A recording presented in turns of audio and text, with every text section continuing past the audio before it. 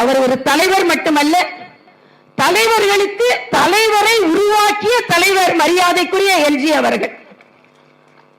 ராமனுக்கு லக்ஷ்மணன் எப்படி இந்த பாரத தேசத்தை ஆள்வதற்கு உதவி செய்தாரோ அதே போல லக்ஷ்மண் தலைவராக இருக்க வேண்டும் என்று அவர் பணித்தார்.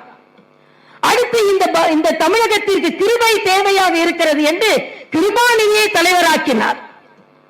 அடுத்து நல்லது, இந்த தமிழகத்திற்கு பாஜக வளராதா என்று எல்லோரும் ஏங்கிக் கொண்டிருந்த பொழுது ராதாகிருஷ்ணனை தலைவராக்கினார். ஒரு ராதாகிருஷ்ணன் போதாது, இன்னொரு ராதாகிருஷ்ணன் பலம் பொருந்தியதாக பாஜக வளர வேண்டும் என்று இன்னொரு ராதாகிருஷ்ணனையும் தலைவராக்கினார். தமிழோடு இசையும் தமிழகத்தில் பரவ வேண்டும் என்று தமிழிசையையும் தலைவராக்கினார். ஆக தமிழகத்தில் ஆன்மீகம் வளர வேண்டும் என்று முருகனை தலைவராக்கினார். தமிழகத்தில் பாஜகவை எல்லோரும் அண்ணாந்து பார்க்க வேண்டும் என்று அண்ணாமலையையும் தலைவராக்கினார்.